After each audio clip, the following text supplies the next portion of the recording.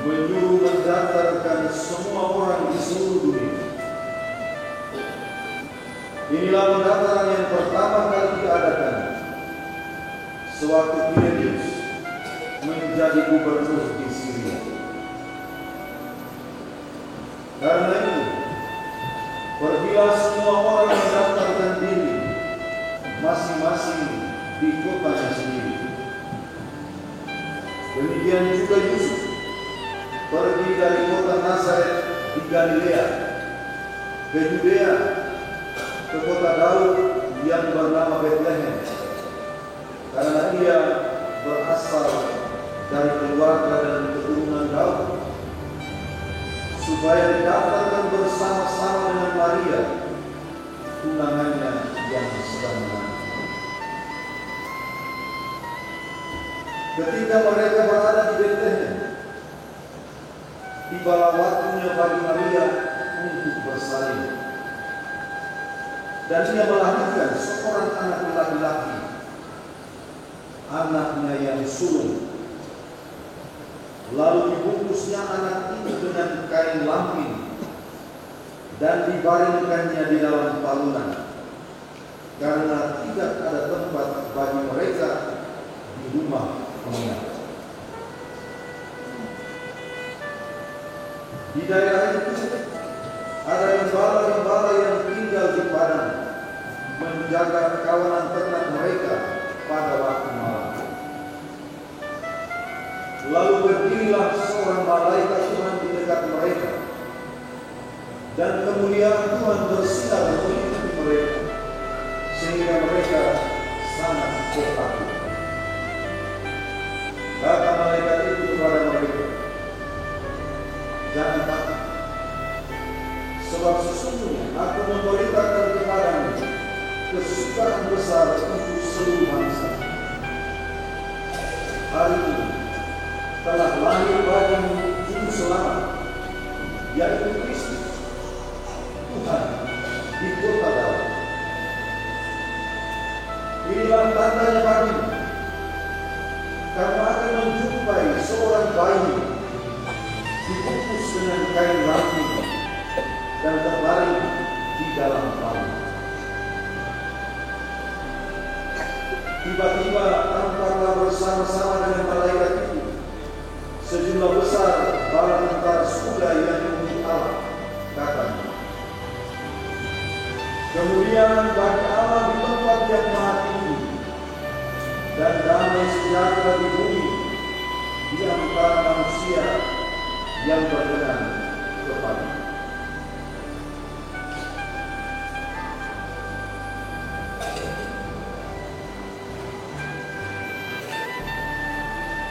Demikianlah sabda Tuhan.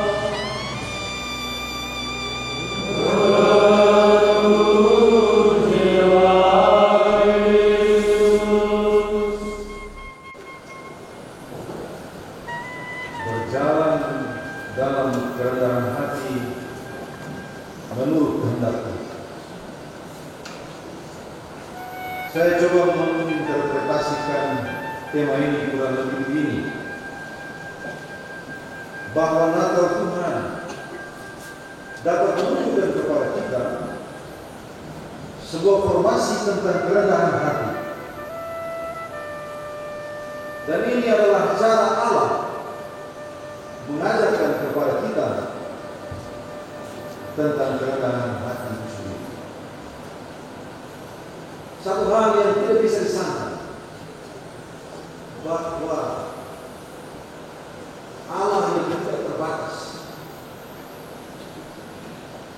mengambil rupa seorang manusia yang terbatas, hadir di tengah-tengah realitas manusia, hidup sebagai manusia, ada di antara manusia.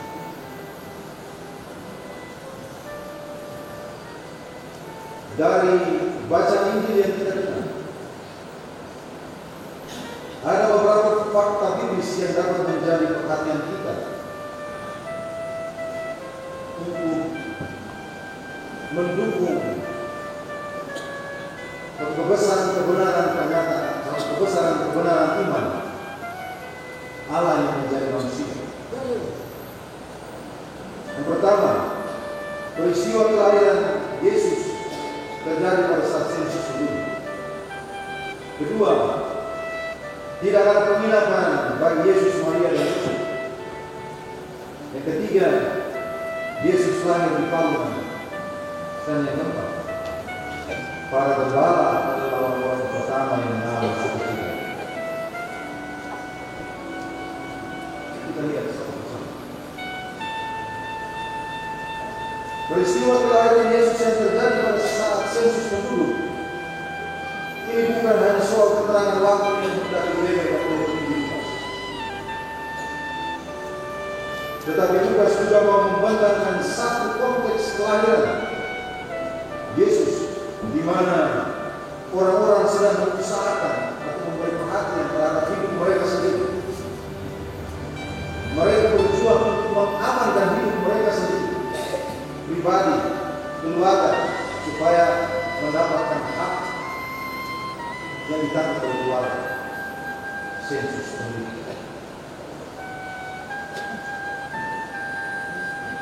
Yosef dan Maria yang harus mendaftarkan diri sebagai suami istri di Yudea.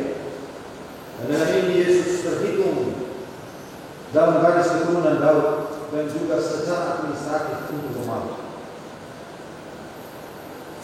Allah memilih hadir di saat manusia disibukkan dengan urusan untuk menegaskan eksistensi dirinya sebagai yang terdaftar. Poin yang kedua, tidak ada penginapan. Yosef dan Maria tidak kebagian tempat karena memang semua tempat penuh. Semua orang kembali ke tempatnya masing-masing, termasuk orang-orang Yudea yang merantau harus kembali untuk bisa mendaftarkan diri di tempat. Karena itu semua tempat penginapan penuh. Dan Yosef dan Maria tidak kembali. Ada potensi yang sangat besar bahwa keluarga dilupa, tidak dipilih. Sebab semua orang berusaha untuk mengamankan dirinya masing-masing. Kalau tidak pernah dikatakan menolak, Allah hadir ke dunia dalam situasi ketika orang tidak mau peduli dengan orang yang lain, kecuali dirinya sendiri. Karena semua orang berjuang untuk bisa mengamankan dirinya masing-masing. Dalam cara pandang yang lain yang lebih luas tentang penginapan, penginapan sepertinya menjadi tempat penginapan untuk berbagi cerita, santai, titik pusat suasana hati di dunia, tempat kumpul-kumpul yang populer, yang sukses. Dari tempat ini tidak ada ruang bagi Allah di saat orang-orang dunia ini berkumpul. Diri memang Allah tidak kebagian tempat di dunia ini sendiri. Yang ketiga, Yesus lahir di Palma. Ini bukan suatu tempat yang mewah. Ini adalah tempat yang biasa, tempat yang umum, bahkan sangat sederhana. Seorang ekseget dia melihat bahwa Yosef dan Maria akhirnya menemukan tempat ini.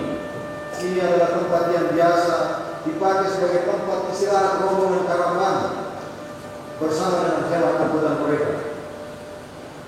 Semacam satu terminal atau stasiun zaman dulu. Orang datang, ikatkan kuda, keledai atau hewan yang mereka bawa ke tempat itu.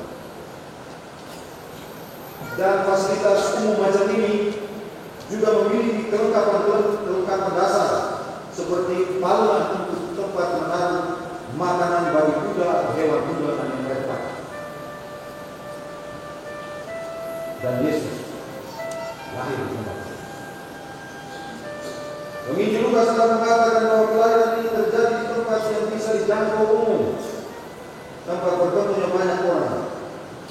Sehingga dengan itu kita dapat memahami ketika begitu juga menulis para gembala dapat menemukan anak ini dengan mudah, dapat menemukan Yesus dengan mudah.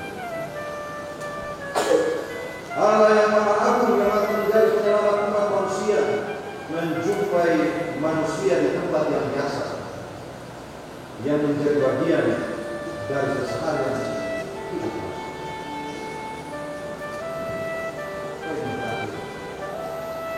Para gembala adalah orang-orang yang pertama mengalami sukacita. Para gembala adalah orang-orang yang sebenarnya.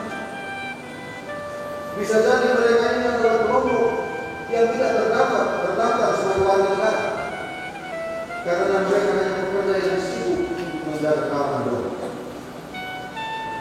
Dan mungkin juga mereka ini adalah orang-orang yang tidak paham kitab suci, karena pekerjaan mereka hanya bagaimana yang tidak membutuhkan kemampuan biblis yang luar biasa. Bisa jadi juga kemampuan mereka tidak kompatibel untuk bisa memahami kitab suci. Sehingga Lukas menjelaskan bahwa malaikat Allah menyampaikan tanda yang sangat sederhana kepada mereka. Kamu akan menjumpai seorang bayi yang dibungkus dengan kain lapis terbaring dalam palung.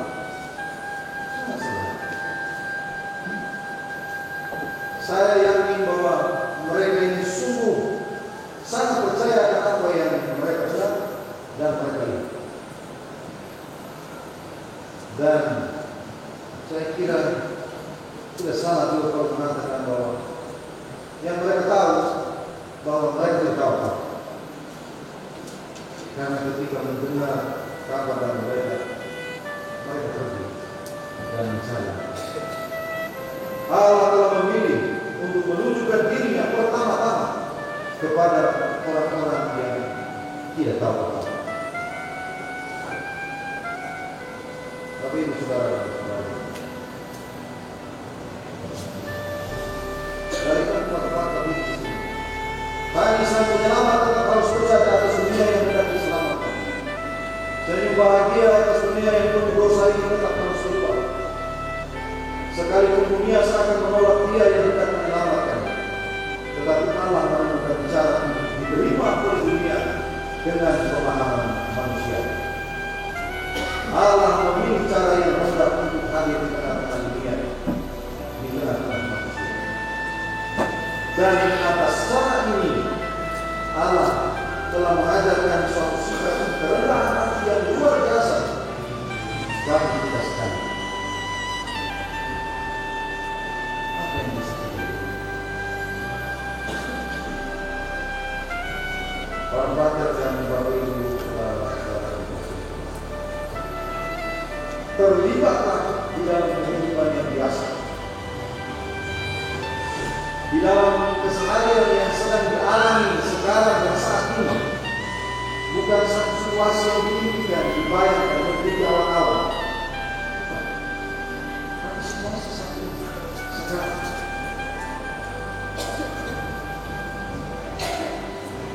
Terlibatlah dalam keseharian ini di rumah. Rumah ini adalah keseharian.